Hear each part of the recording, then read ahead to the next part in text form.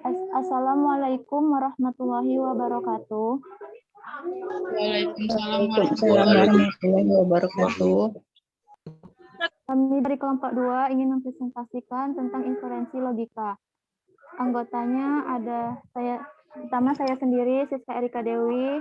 Anggotanya ada Sri Indah Widianti. Yang ketiga, Elisa Mutiara BR Sembiring. Keempat, Yuni Sartika Tarigan. Dan Muhammad Arif Asari. Dan ada kata pengantar. Puji syukur saya panjatkan kepada Allah Subhanahu wa Ta'ala yang telah memberi taufik dan hidayahnya kepada saya sehingga saya dapat menyelesaikan makalah inferensi logika. Tak lupa pula saya mengucapkan terima kasih kepada dosen saya Ibu Amanda Syahri Nasution, SPD MPD atas bimbingan yang diberikan sehingga makalah ini dapat terselesaikan terhadap semua pihak yang telah memberikan bantuan, dorongan, dan bimbingan juga saya ucapkan terima kasih. Dalam penyusunan makalah ini, saya menyadari masih banyak kesalahan yang dilakukan karena itu saya meminta saran dan kritik yang membangun sehingga kedepannya saya bisa menjadi lebih baik lagi. Semoga makalah ini dapat bermanfaat untuk menambah pengetahuan pembaca dan kita semua. Ada daftar isi. Dan selanjutnya, bab 1 pendahuluan latar belakang. Inferensi logika adalah Inferensi logika adalah kemampuan siswa dalam menggunakan logika untuk melakukan penafsiran atau penarikan kesimpulan. Inferensi logika ini terintegrasi dalam proses ilmiah yang dilakukan siswa selama proses pembelajaran atau suatu kegiatan percobaan atau eksperimen. Menurut Broto Siswoyo, tahun 2000, dalam melakukan inferensi logika siswa mempertanyakan apa saja konsekuensi logis yang dapat ditarik dari gejala-gejala yang teramati. Konsekuensi logis yang muncul harus dapat diterjemahkan kembali dalam ungkapan-ungkapan real sebagai gejala atau perilaku alam baru yang sebaiknya dapat diamati atau diukur. Jika hasil pengamatan atau pengukuran gejala atau perilaku alam baru menunjukkan bahwa hal itu benar, maka bertambahlah hasan siswa tentang gejala dan perilaku alam yang dapat dirangkum oleh hukum alam yang sudah dimiliki. Bab 2 pembahasan pengertian inferensi logika. Logika selalu berhubungan dengan pernyataan-pernyataan yang ditentukan nilai kebenarannya. Inferensi logika adalah kemampuan siswa dalam menggunakan logika untuk melakukan penafsiran atau penarikan kesimpulan. Inferensi logika ini terintegrasi dalam proses ilmiah yang dilakukan siswa selama proses pembelajaran atau suatu kegiatan percobaan atau eksperimen. Aturan inferensi adalah aturan yang digunakan untuk pengambilan kesimpulan. Proses atau prosedur dalam inferensi disebut argumen. Bentuk argumen P1, P2, Pn, Q dengan P1, P2, Pn premis atau hipotesis. Dan Q disebut kesimpulan. Notasi dibaca jadi sebuah argumen dikatakan valid atau sahih jika P1, P2, Pn, Q1 membentuk suatu tautologi. Jadi kesimpulan pada argumen valid harus didasarkan pada premis. Jika semua premis benar dan argumen valid, maka kesimpulannya pasti benar. Argumen adalah rangkaian kalimat-kalimat, semua kalimat kecuali yang terakhir disebut hipotesis atau premis, dan kalimat-kalimat terakhir disebut kesimpulan. Untuk menentukan benar tidaknya kesimpulan berdasarkan sejumlah kalimat yang diketahui nilai kebenarannya, metode inferensi, metode Ponens, modus tollens, penambahan disjungtif, penyederhanaan konjungtif, silogisme disjungtif, silogisme hipotesis,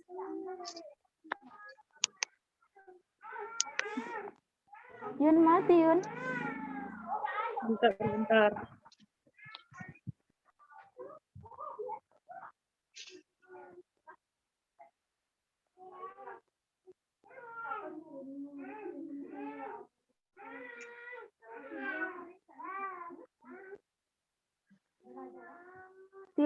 Silogisme disjungtif, silogisme hipotesis, dilema konjungsi. Baiklah, bagian modus ponens akan saya berikan ke Yuni Sartika. Baiklah, saya akan melanjutkan tentang modus ponens. Modus ponens ditandai dengan adanya pernyataan majemuk implikasi atau A menuju B dan pernyataan tunggal yang hubungannya A. Dari premis-premis tersebut dapat ditarik kesimpulan yaitu B. Secara sederhana dapat dinyatakan sebagai berikut. Jika A maka B dan A maka B. Penarikan kesimpulan dengan modus ponens dapat dinyatakan dalam bentuk implikasi yaitu A menuju B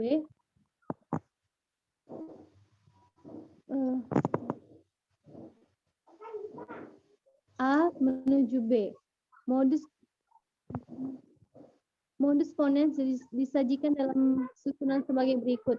Premis 1 A menuju B, premis 2 A, kesimpulannya B. Contoh soal. Yang pertama, tentukan kesimpulan dari premis-premis berikut. Jika Lia rajin belajar, maka ia akan naik kelas. Lia rajin belajar. Pembahasannya, Lia rajin belajar itu premisnya atau P. Lia akan naik kelas itu Q. Berdasarkan modus ponens, maka premis-premis di atas dapat disusun sebagai berikut. P menuju Q. P dan Q. Dengan demikian, kesimpulan dari premis di atas adalah ia akan naik kelas. Kedua, tentukan konklusi dari pernyataan berikut. Jika bulan Ramadan sekolah diliburkan, dia akan berlibur ke Jepang. Mana sekolah diliburkannya? Sekolah diliburkan. Oke. Kakak ambil kamarnya? Oh. Kapan mulai itu, Kak? Hari ini sih, kapan? Oh, Karena nanti sampai siang. Kalau ibu sampai malam ibu itu kalau aku kesini paling bapak yang kesini. Katanya kayak gitu juga. Katanya nggak jumpa. Iya, Kak.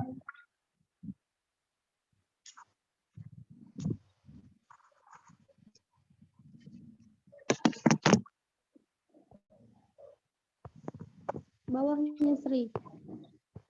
Baiklah, selanjutnya akan dilanjutkan dengan Sri Indah. Yang C kan?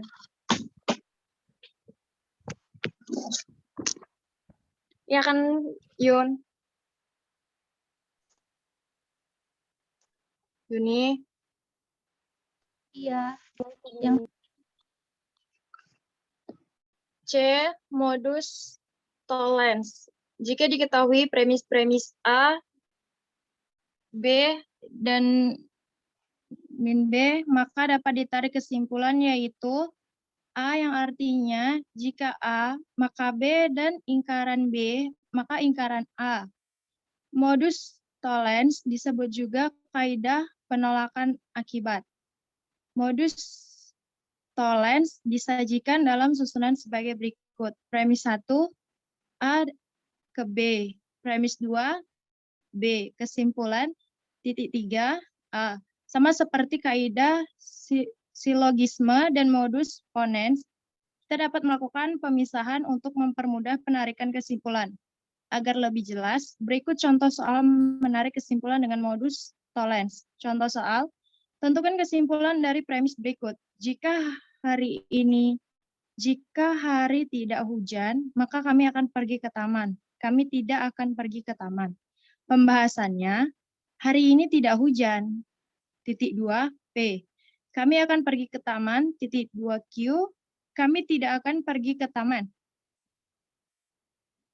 Titik 2, min Q. Berdasarkan modus tollens, maka P sama dengan Q, Q titik 3, P. Dengan demikian, kesimpulannya adalah hari hujan. Selanjutnya akan dilanjutkan dengan Elisa.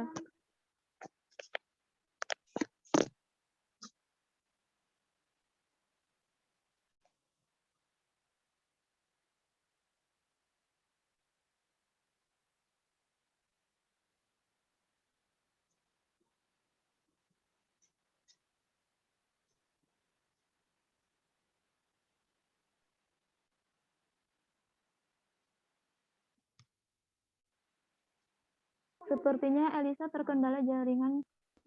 Akan saya lanjut.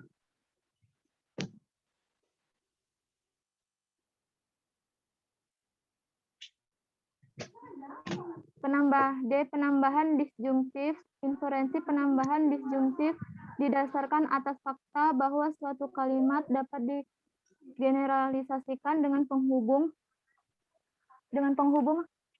atau alasannya adalah karena penghubung atau bernilai benar jika salah satu komponennya bernilai benar. Sebagai contoh, perhatikan kalimat yang diucapkan, "Monde, saya suka jeruk," bernilai benar. Kalimat tersebut tetap bernilai benar jika ditambahkan kalimat lain dengan penghubung atau. Jadi kalimat "saya suka jeruk" atau durian yang diucapkan Monde juga tetap bernilai benar dan tidak tergantung pada suka atau tidaknya Monde akan durian. Bentuk simbolis metode inferensi penambahan disjungtif adalah sebagai berikut. P per kesimpulan P atau Q, Q per kesimpulan P atau Q. Contoh, Simon adalah siswa SMA atau sekolah menengah atas. Kesimpulannya, Simon adalah siswa sekolah menengah SMA atau SMP. Penyederhanaan konjungtif. Inferensi penyederhanaan konjungtif merupakan kebalikan dari inferensi penambahan disjungtif. Jika beberapa kalimat dihubungkan dengan penghubung dan maka kalimat tersebut dapat diambil salah satunya secara khusus. Penyempitan kalimat itu merupakan kebalikan dari penambahan disjungtif yang merupakan perluasan suatu kalimat. Bentuk simbol metode inferensi penyederhanaan konjungtif adalah sebagai berikut. P dan Q per kesimpulan P, P dan Q per kesimpulan Q. Contohnya, Lina menguasai bahasa basic dan Pascal. Kesimpulannya, Lina menguasai basic Pascal. Penghubung dan dalam hipotesis di atas berarti bahwa Lina menguasai bahasa basic sekaligus menguasai bahasa Pascal, sehingga secara khusus dapat dikatakan bahwa Lina menguasai basic. Silogisme adalah jenis penalaran deduksi secara tidak langsung. Silogisme merupakan penemuan terbesar dari ahli filsafat terkenal yaitu Aristoteles dalam pengertian umum. Silogisme adalah suatu argumen deduktif yang terdiri dari dua premis dan satu kesimpulan. Silogisme adalah setiap penyimpulan tidak langsung yang dari dua proposisi atau premis disimpulkan menjadi suatu proposisi baru kesimpulan. Premis yang pertama disebut premis umum atau premis mayor, dan premis yang kedua disebut premis khusus atau premis minor. Kesimpulan itu berhubungan erat sekali dengan premis-premis yang ada. Jika premis-premisnya benar, maka kesimpulannya juga benar. Contohnya premis mayor, semua makhluk mempunyai mata. Premis minornya, si Ara adalah seorang makhluk. Kesimpulannya, jadi si Ara mempunyai mata.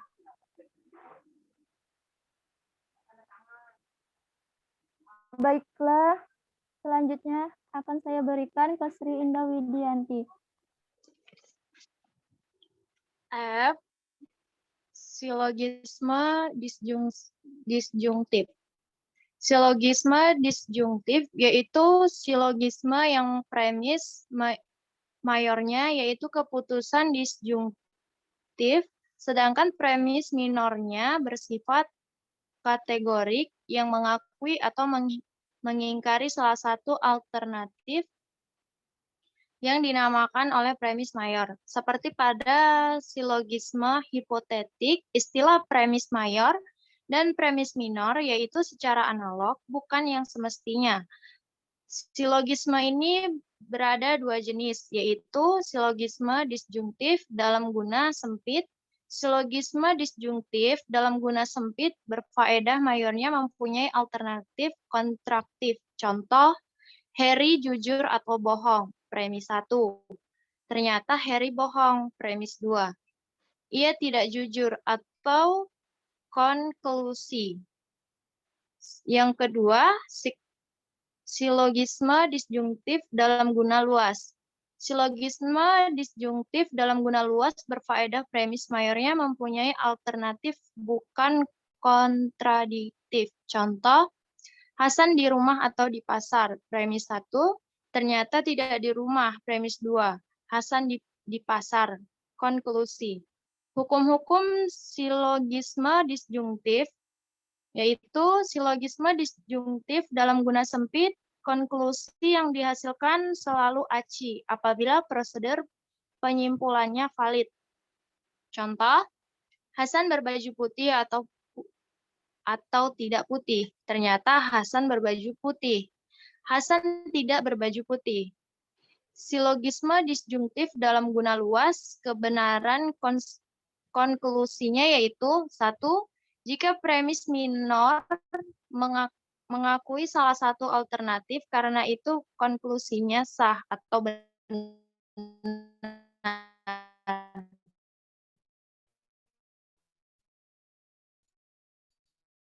Contoh, Budi menjadi guru atau pelaut.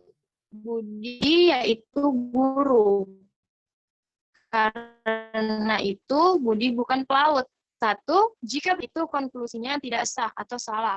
Contoh, Solo atau ke Yogyakarta. Ternyata tidak lari ke Yogyakarta. Beliau lari ke silogisme hipotesis. Silogisme hipotesis adalah silogisme yang premis mayornya berupa keputusan hipotesis dan premis minornya merupakan pernyataan kategoris. Contoh 1 yaitu jika hari ini tidak hujan, saya akan ke rumah paman atau premis mayor. Hari ini tidak hujan, premis minor. Maka saya akan ke rumah paman, kesimpulan. Baiklah, selanjutnya akan dilanjutkan dengan Yuni Sartika.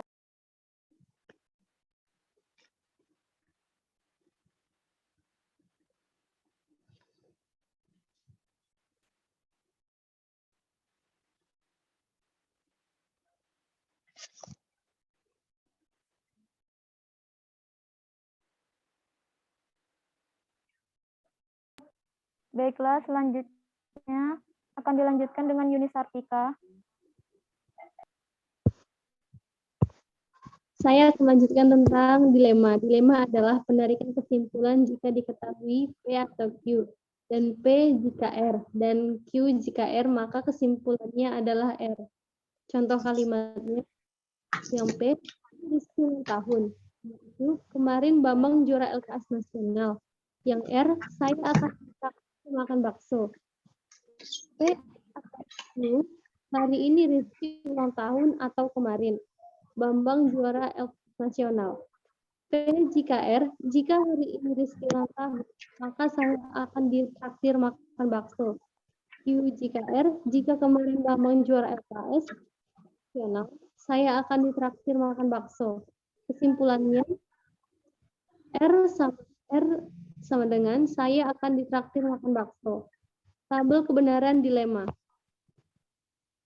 P atau Q dan P jika R dan Q jika R. Jika R.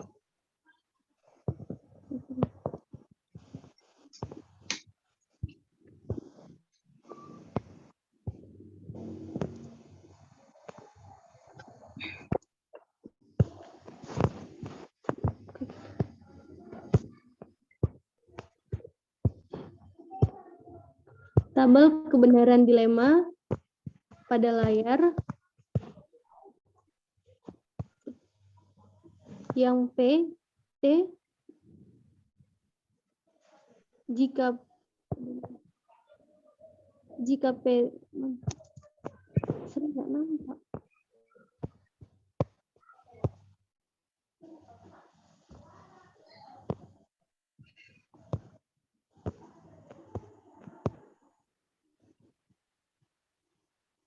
Nampak kan, Yun? Jangan ke atas kali, Sri.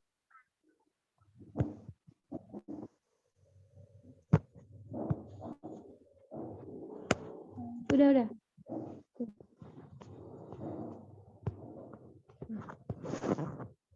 Berikut tabel kebenaran dilema.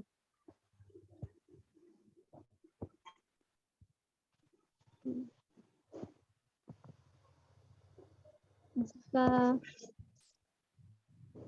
pada tabel P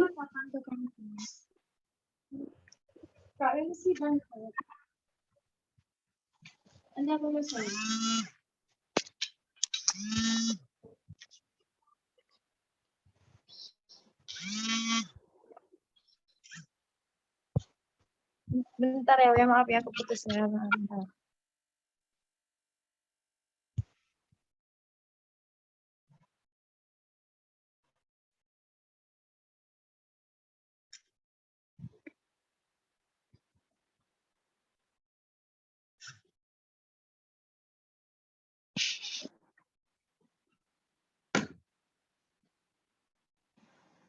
Lanjut lagi.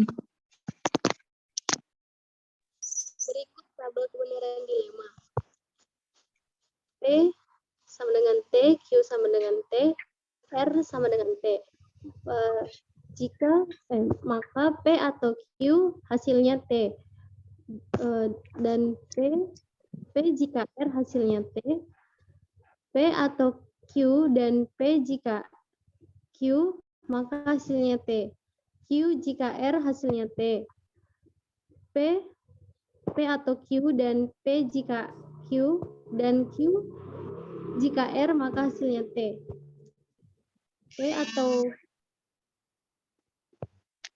Q dan P jika Q dan Q jika R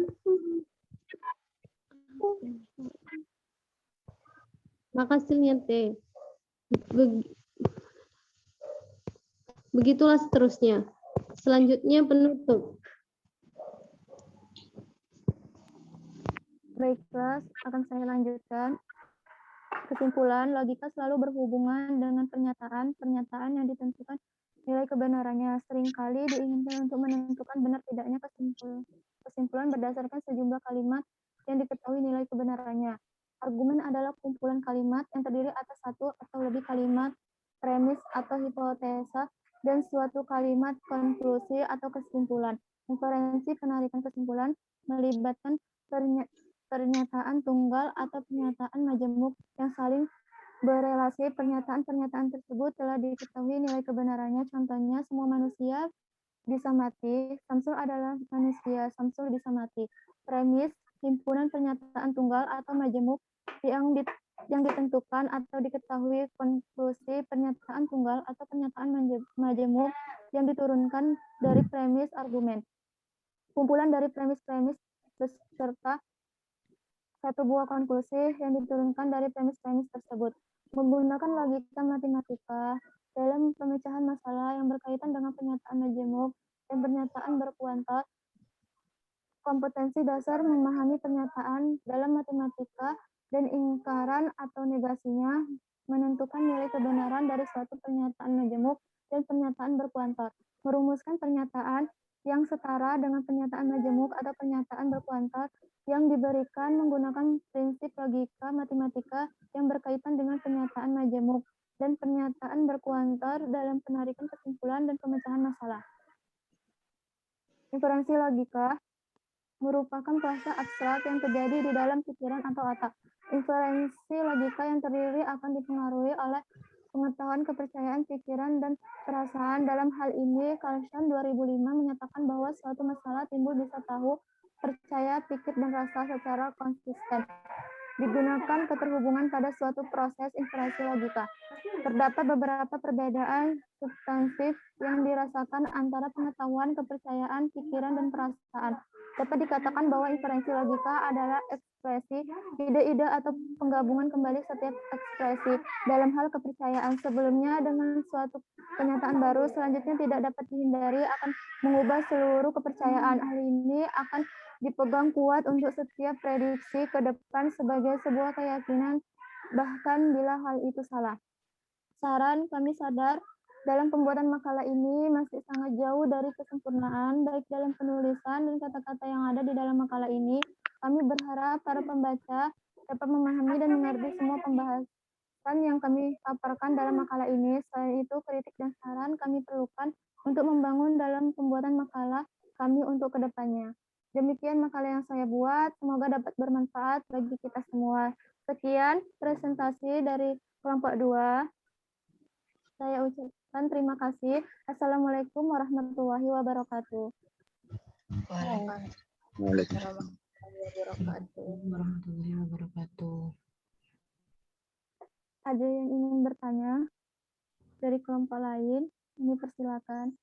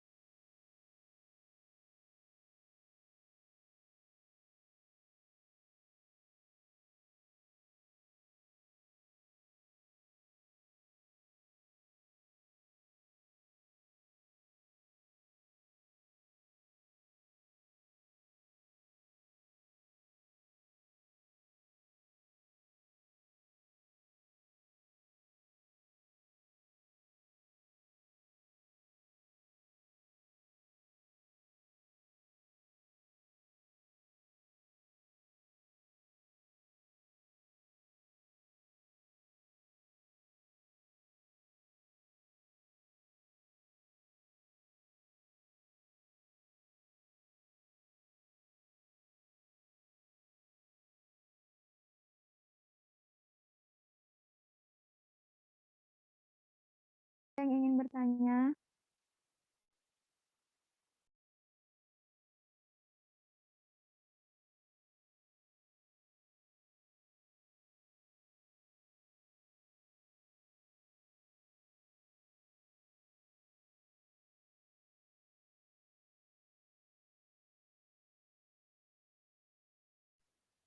Ada yang ingin bertanya? Kami persilakan.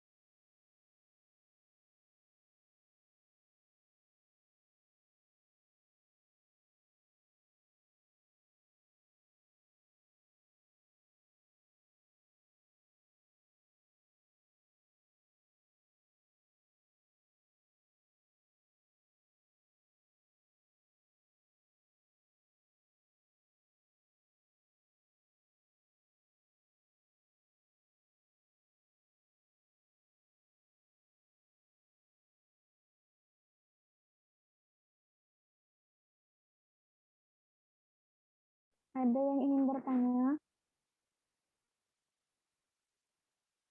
Kami persilakan.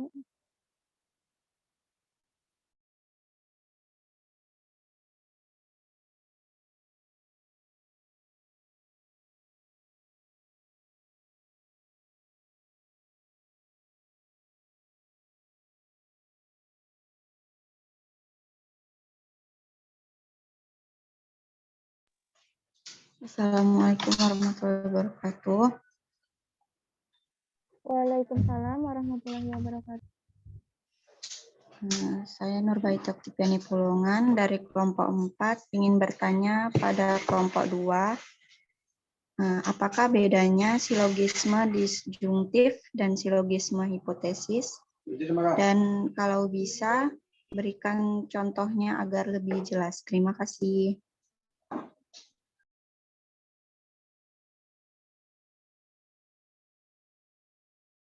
Sama-sama, Kak.